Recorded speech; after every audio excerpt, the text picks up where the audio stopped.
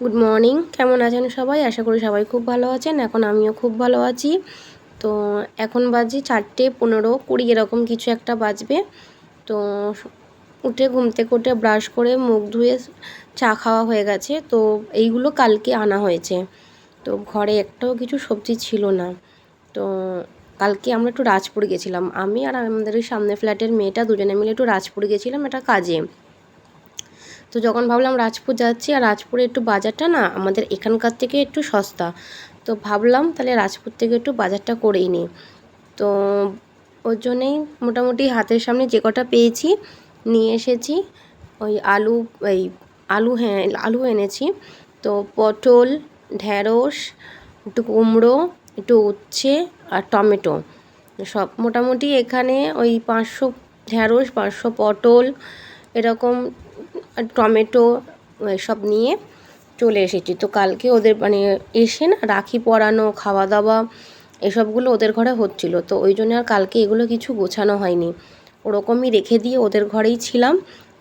ঘরে ওদের ওই চাউমিন আনা হয়েছিল কালকে রাজপুর থেকে, তারপরে ফুচকা আনা হয়েছিল, এসব রাখি পরানো, মিষ্টি, এইসব কালকে ওদের ঘরে মোটামুটি সারা বিকেল ওই সন্ধ্যে থেকে রাত্রি 11:30 11টা পর্যন্ত ওদের ঘরেই কালকে কেটে গেছে আমাদের। তো ওই জন্য আর কিছু আমি গোছাতে পারিনি। তো ওইসব খেয়ে এসে শুয়েই পড়েছি, আর ভালো লাগছিল না। সারাটা দিন আমারও চলে সেই ভোর 4টে থেকে, আর ভালো লাগছিল না বলে শুয়ে পড়েছিলাম। থাক ভোরবেলা গুছিয়ে নেবো বাজারটা বলে রেখে দিয়ে শুয়ে পড়েছিলাম ওরকমই, আর ফ্রিজেও ঢোকাইনি। তো এই যে একটু আলু নিয়ে এসেছিলাম, আর অত দূর থেকে এত কিছু বয়ে আনাটাও সম্ভব না, ওই জন্য বেশি কিছু আলু আনতে পারিনি। আলুটা অল্পই নিয়ে এসেছিলাম, কারণ দেখলাম আলু এখানেও যা দাম ওখানেও তাই দাম। ওই জন্য 1 কেজি আলু আর 500 পেঁয়াজ, ওইটা বেশি আনিনি, অল্প অল্পই নিয়ে এসেছি। তো চলো এগুলো রেখে দিই, এবার রান্নাবান্না শুরু করে, নাহলে দেরি হয়ে যাবে। তো এটা হচ্ছে বিকেলবেলা। সকালবেলাতে সেরকম কিছু রান্না করিনি, কারণ আজকে হচ্ছে মঙ্গলবার, আর মঙ্গলবার তো জানোই আমাকে সকালবেলায় তাড়াতাড়ি যেতে হয়। মঙ্গলবার আর বুধবারটা যেভাবেই হোক আমাকে 8টার মধ্যে ওখানে করতেই হয়। তো ওই জন্যে কোনো রকমে যা হোক একটুখানি ওই সকালবেলা একটু ভাজাভুজি আর ডাল আর একটু আলু ভাতে দিয়েই এইভাবেই সকালবেলাটা চালিয়ে দিয়েছি। তো আমি বললাম যে না, বিকেলবেলায় গিয়ে একটু কিছু বানাতে হবে। ওই যে কুমড়ো নিয়ে এসেছিলাম, তো এই আলু দিয়ে কুমড়ো দিয়ে একটা 5 ফোড়ন আর কাঁচা লঙ্কা দিয়ে একটা তরকারি করব। ছোলা আছে কিন্তু আর ভেজানো হয়নি বলে ছোলাটা দিলাম, নাহলে এই তরকারিতে ছোলা দিলেও ভালো লাগে। তো ওই আলু কুমড়ো দিয়ে 5 ফোড়ন দিয়ে কাঁচা লঙ্কা চিড়ে একটা মাখা মাখা তরকারি করব, আর পরোটা করব। তো আর তরকারিটা মোটামুটি হয়ে গেল, দেখতেই পাচ্ছ। তরকারিটা ঢাকা চাপা দিয়ে দিয়ে বেশিরভাগ করেছি, অল্প করেই জল দিলাম, কারণ একদম শুকনো শুকনো হলে না আমার মেয়েটা খেতে পারে না। একটু ঝোল ঝোল একটু গামাখা গামাখা হলে ভালো হয়। ওই জন্য অল্প একটু জল দিয়ে একটু গামাখা গামাখা করে একটুখানি তরকারিটা করে নিলাম। আর একটু জিরে গুঁড়ো আর একটু চিনি দিয়ে মিষ্টি দিয়েছিলাম, দিয়ে এইভাবে তরকারিটা করে নিয়েছি। মোটামুটি তরকারি হয়েও গেছে।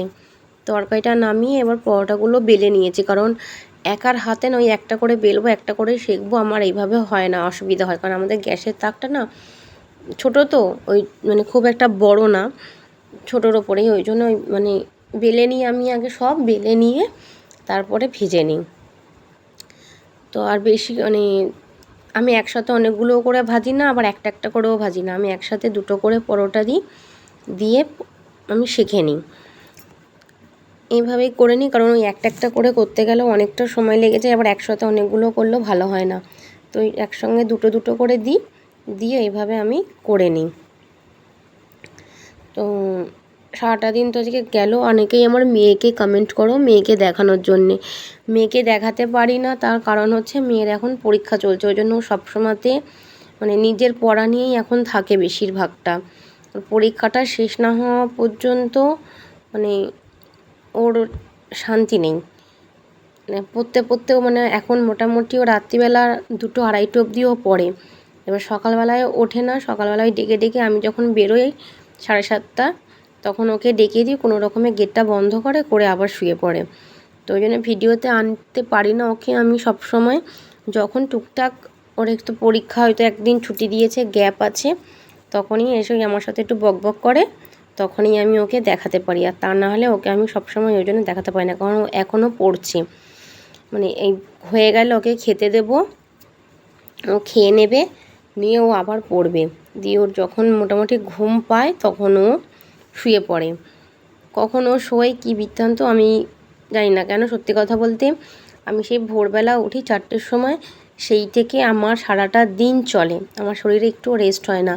ওর জন্যে রাত্রিবেলা খাওয়ার পর আমি যদি শুয়ে পড়ি আমি ঘুমিয়ে পড়ি, আমার আর তখন আর মানে হুঁশ থাকে না যে কি।